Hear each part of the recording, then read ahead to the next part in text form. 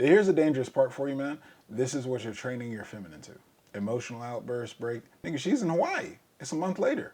Y'all still together and you're like, this is why I'm in it. She's in Hawaii, relaxed and max, and like you said, she's not going to do it. And I don't mean anything deceptive or manipulative. She does not know. You are training her how to operate, how to behave, what to expect. You're setting precedent with it. She even said, left me really questioning. Not only asking for the keys, she said, I'm not even as emotional as before.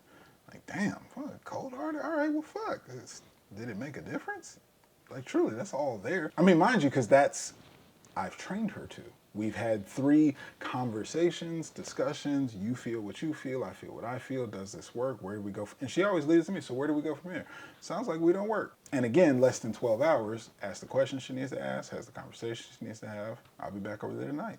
Go ahead and get my key while I'm there. But the context is you're training her is what I'm saying. You're training that emotional breakdown, upset, disappointment, blame. It is not meditated. It is feminine.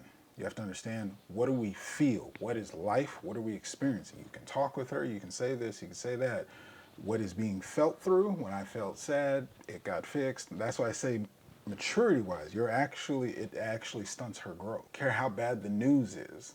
That is not effective, mature relating for any adult, man or woman, to lose their emotions, at least to the point that you can't contain it, wait till somebody's gone and be alone. What difference is that making? Unless, just like that little girl, that's when daddy comes and pulls out his wallet or gives me exactly what I want. And you're training her. You will be in this situation for weeks ongoing if you don't change how you're leading it.